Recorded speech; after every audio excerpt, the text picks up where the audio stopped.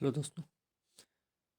आज की इस वीडियो में 68वीं पीटी जो बीपीएससी का होने वाला है 12 फरवरी को, उसी से संबंधित हम बात करेंगे। 12 फरवरी को आपका 68वां बीपीएससी का पीटी होने वाला है, जिसमें कुल 324 सीटें अभी तक हैं। करीब फॉर्म भी अच्छे खासे हो चुके हैं इसमें, है ना। करीब 5 लाख फॉर्म हो सकते हैं इसमें, और कंपटीशन है। यहाँ पे आप देख सकते हैं 30 दिन में आपको जो बचा हुआ 30 दिन है, 12 फरवरी को है, आज 8 फरवरी हो ही गया है। तो बचा हुआ जो 30 दिन है उसमें आपको क्या करना है और क्या नहीं करना है, इस बात का हमें ध्यान रखना है। ठीक है। कई बार क्योंकि हम सोर्स के चक्कर में पड़ जाते हैं ना, बहुत सारा सोर्स इकट्ठा कर लेते हैं। मार्केट में गए, कोई किताब अच्छी लग गई, उसको उठा के पढ़ लिए। ग्रुप में कहीं जुड़े हुए हैं, टेलीग्राम ग्रुप है, कई सारा होगा, तो उसमें कंटेंट बहुत सारा आएगा, वो मिल गया, उसको भी पढ़ लेते हैं। तो ऐसे कुछ भी उठा के पढ़ने से आपकी तैयारी बेहतर नहीं होगी, क्योंकि आप उसको सिर्फ और सिर्फ एक बार पढ़ेंगे। ठीक है। कुछ भी पढ़ते रहेंगे वो अच्छा नहीं है। वो पढ़िए जो सेलेक्टिव है, जो आपके एग्ज़ाम के लिहाज से महत्वपूर्ण है, जो आपके एग्ज़ाम में सफल कर सकता है, जो आपके एग्ज़ाम में आपको सफलता दिलवा सकता है, उतना पढ़ना चाहिए। ज़रूरी नहीं है कि आप किताबें उठा के लाएं और घर पे रखें। तो किताब रखने से कुछ याद नहीं होता है, उसको पढ़ना पड़ता है। और पढ़ेंगे तब, क्योंकि एक बार कुछ भी, कोई भी किताब अगर एक बार पढ़ते हैं ना, तो याद तो होता नहीं, तो उसका सबसे बढ़िया तरीका होता है रिवीजन करने का। फिर ना याद हो तो फिर से रिवीजन करना है, फिर नहीं याद होगा तो फिर से रिवीजन मारेंगे। तो रिवीजन ही करना और कई बार करना है, क्योंकि रिवीजन जो होता है ना, वो कई बार होता है। ठीक है। तो आपके सोर्स अगर लिमिटेड हैं, सीमित हैं, तभी आप उसका रिवीजन बार बार कर सकते हैं, अधिक बार कर सकते हैं, अच्छे से याद कर सकते हैं। अगर कुछ भी उठा के पढ़ने लग जाएंगे तो वो आप रिवीजन नहीं कर पाएंगे, क्योंकि उस तरीके से आपके पास बहुत सारे सोर्स हो जाएंगे। ठीक है। क्योंकि समय भी वही है कि सोर्स हमारे पास बहुत सारे हैं। ठीक है। चलिए, ये सारी चीज़ें तो आपको ध्यान रखनी है इस 30 दिन में। जो कुछ अभी तक आपने पढ़ा है उन्हीं को रिवाइज करना है। पीवाईक्यू को आपने पढ़ रखा, बहुत बार पढ़ रखा है, अब उसको नहीं पढ़ने की इतनी ज़रूरत है, क्योंकि बहुत सारे क्वेश्चंस आपको याद हो गए होंगे। चाहे तो एक बार और उसको देख सकते हैं, उसकी व्याख्या सहित। ठीक है। इतना भी आप कर सकते हैं। उसके अलावा लूसेंट है आपके पास, लूसेंट पढ़िए। एम लक्ष्मीकांत भी आप लोग पढ़े होंगे, उसे भी आपको थोड़ा बहुत देख लेना चाहिए। और एक जो आधुनिक भारत का इतिहास है, स्पेक्ट्रम, उसको भी आप देख सकते हैं। अभी आप एनसीईआरटी सार पढ़े होंगे। एनसीईआरटी सार एक किताब नहीं है, जिसको हम एक बार बताए भी थे, वो भी आप देख सकते हैं। ठीक है। तो आप उसको भी पढ़ सकते हैं फिर से। तो 67 एक आप मूल्यांकन अगर लगाएं अपना ही, आप खुद अपना मूल्यांकन कर सकते हैं कि 67 पीटी जो 30 सितंबर हुआ था, अभी 3 महीना बीत चुका है। इस 3 महीने में आपने क्या क्या किया है। जो उसका जिसका पीटी नहीं हुआ था उसकी बात कर रहे हैं, जिसका पीटी हो गया था तो मेंस की तैयारी कर रहे थे। ठीक है। लेकिन जिनका नहीं हुआ था वो 67 पीटी एग्ज़ाम देने के बाद से लेकर अभी तक क्या कर रहे थे, अपना मूल्यांकन कर लें। क्या क्या पढ़े हैं, किस तरीके से पढ़े हैं, कितना पढ़े हैं, उनको कितना याद है। पढ़े हैं वो तो ठीक है, लेकिन याद कितना है ये ज़रूरी है ना। दीवार को दिन भर धक्का मारा जाए, वो नहीं खिसकेगी ना, तो काम थोड़ी ना है वो तो अपनी जगह पे खड़ी है। आप सिर्फ धक्का मार रहे थे बस, है ना? तो ज़बरदस्ती का धक्का मार रहे थे, उससे कुछ हुआ नहीं आपका। ठीक है। तो उसके लिए क्या करेंगे, जो जो आप पिछले 3 महीने में पढ़े हैं उसमें कितना फ़ायदा हुआ है, कितना आपको तैयार हुआ है, उसके लिए आप टेस्ट पेपर, जो टेस्ट होते नहीं, कई सारे टेस्ट आप दे रहे होंगे टेलीग्राम ग्रुप्स में जुड़ के, या कोई मार्केट में बहुत सारे टेस्ट उपलब्ध हैं, उनको आप ले लिए होंगे। नहीं लिए होंगे तो ले लेना चाहिए। ठीक है। टेस्ट देकर आपको स्कोर के बारे में पता चलता होगा, स्कोर आपका कितना हो रहा है। और माइनस मार्किंग को लागू करके आपका टेस्ट रहेगा। इससे आपका एक आंकड़ा लग जाएगा कि आपकी तैयारी कितनी है और अभी आपको कितना करना है, क्योंकि लास्ट 1 महीना बचा हुआ है। ठीक है, ये दूसरी बात हो गई। तीसरी बात है करंट अफेयर की। करंट अफेयर अगर आप जब 67वें की पीटी दिए थे, 30 सितंबर को था, तो करीब 20 सितंबर तक का आपने करंट अफेयर पढ़ा रहा होगा। आपने पढ़ा था, पढ़े होंगे। 20 सितंबर तक का करंट अफेयर, 20 सितंबर से लेकर उधर का जो आप तैयार है वो तो ठीक है, इधर 20 सितंबर से लेकर करीब 25 जनवरी तक का मान के चलिए, और 25 क्या 30 जनवरी तक कर लेंगे, कुछ नुकसान नहीं करेगा। ठीक है, वो फ़ायदा ही होगा अगर कुछ आ गया प्रश्न तो। 30 जनवरी तक का आपको करंट अफेयर कवर करना है। कितना महीना हो गया? लगभग आप मान के चलिए कि 3.5 4 महीना लगभग है। 4 महीने का करंट अफेयर आपको देखना है, तैयार करना है, कंठस्थ करना भैया, उसका टेस्ट वेस्ट लगा के अपना तैयार कर लीजिए कि कितना स्कोर आप कर सकते हैं करंट अफेयर में।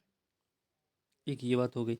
एक और बात है कि पीटी में मुख्य रूप से किन किन विषयों पर ध्यान देना चाहिए। विशेष रूप से अभी तक का देखिए जो भी पैटर्न रहा है, अभी तक का जो भी पैटर्न रहा है उसमें तो यही रहा है कि इतिहास पढ़ लिया, भूगोल पढ़ लिया, बिहार का स्पेशल पढ़ लिए, करंट अफेयर पढ़ लिए, है ना, और साइंस पढ़ लिया, तो इतने में हो जाता है कि तो निकल जाएगा। अभी क्या है, पैटर्न थोड़ा सा बदला हुआ है, माइनस मार्किंग भी है, और एक सबसे बड़ी बात ये हो गई है कि इस बार जो ई वाला ऑप्शन आता है एग्ज़ाम में, वो एक्टिव मोड में रहेगा अब इस बार। ठीक है, ये आपको पता होना चाहिए। तो एक्टिव मोड मतलब कि ये सही उत्तर हो सकता है आपका, ये भी आपको ध्यान रखना है।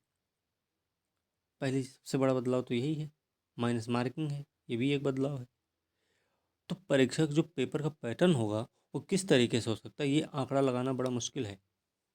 ठीक है, हाँ, लेकिन ये हो सकता है कि आप ये सारी चीज़ें जो इतिहास, भूगोल, आपका बिहार स्पेशल है, साइंस है, करंट है, आएंगे तो है ये सब, तो इन सबको थोड़ा सा अच्छे से आपको तैयार रखना है।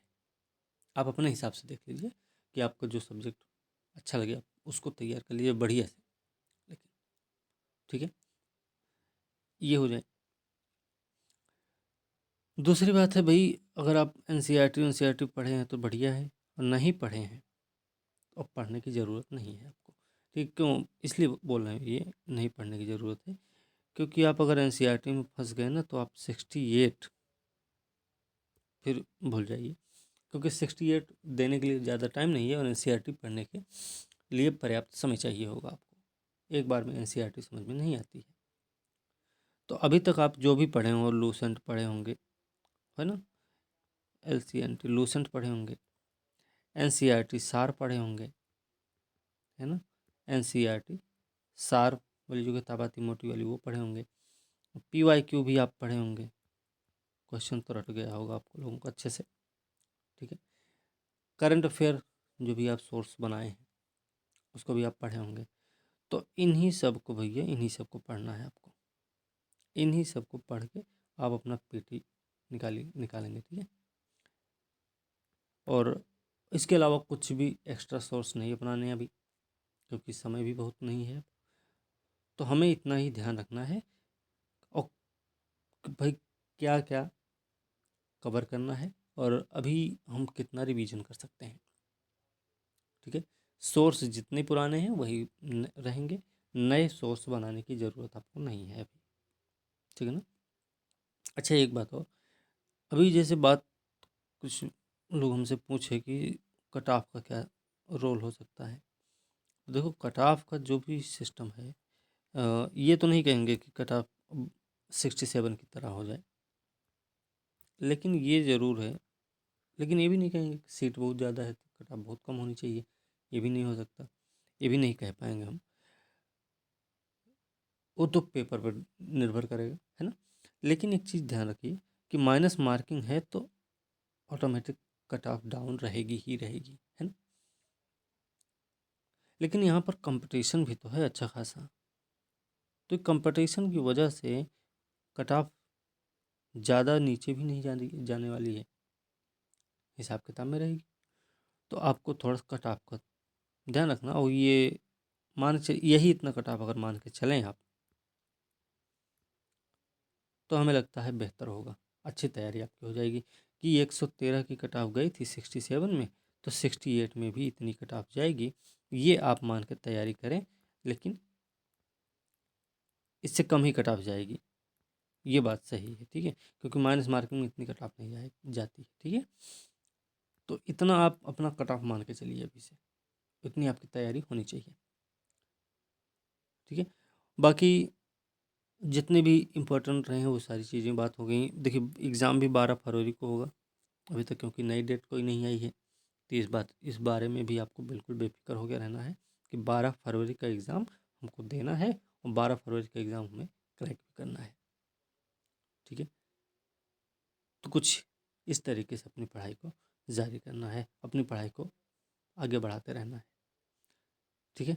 तो आज की वीडियो बस यहीं पे समाप्त करेंगे, क्योंकि इसमें कुछ ज़्यादा बताएंगे तो कन्फ्यूजन बढ़ेगा ही बढ़ेगा, ठीक है।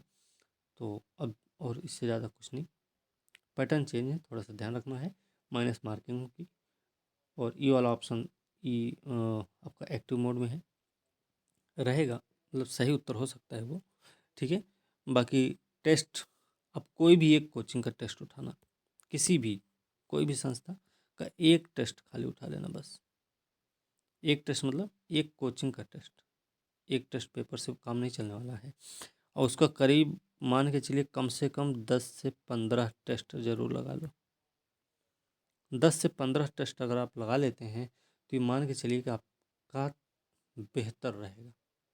स्कोर भी आप चेक करते रहना उसमें कि आपका स्कोर कितना बन रहा है, ठीक है। तो ये सारी चीज़ें आपको देखते रहनी है।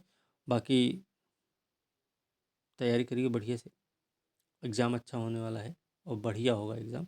आप लोग अपनी तैयारी अच्छे से करते रहिए, ठीक है। मेंस के लिए अभी कुछ मत करना, लेकिन ध्यान रखना भाई, अगर चाहते हैं तो एक प्रश्न आप रोज़ लिख कर भेज सकते हैं, सिर्फ एक प्रश्न बस, इससे ज़्यादा कुछ नहीं करना है,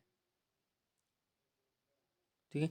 तो चलिए फिलहाल आज की वीडियो यहीं पे समाप्त करेंगे, और अगली वीडियो जो होगी अब डेली जो डेली रूटीन के हिसाब से वीडियो अब मिलने लगेंगी आप लोगों को, और रोज़ की रोज़ एक वीडियो आपको मिलेगी। और चाहे इकोनॉमिक्स हो सकती है, पॉलिटिक्स हो सकती है, पॉलिटी में भी होगी, तो स्पेशल जो टॉपिक होंगे, राष्ट्रपति, प्रधानमंत्री, केंद्रीय मंत्रिपरिषद, राज्यपाल, मुख्यमंत्री, आपातकाल, संशोधन, संविधान संशोधन, मूलाधिकार, डीपीएसपी, इस तरीके से कोई एक स्पेशल टॉपिक होगा। उन सब पे ऐसे ही कहीं इकोनॉमिक्स बना दिए, बजट पर बना दिए, है ना, बजट पर बन गया, या फिर राष्ट्रीय आय पे बना दिए, या फिर इतिहास में बनाए तो इतिहास में भी हम वैदिक काल, सिंधु सभ्यता, है ना, ऐसे ऐसे चैप्टर, मगध साम्राज्य का ले लिए, बिहार स्पेशल भी उसमें आ जाएगा। तो इस तरीके से अब रोज़ एक ना एक वीडियो आपको मिलती रहेगी। तो फिलहाल आज की वीडियो हम यहीं समाप्त करेंगे, अगली वीडियो के साथ कल मिलते हैं, तब तक के लिए धन्यवाद।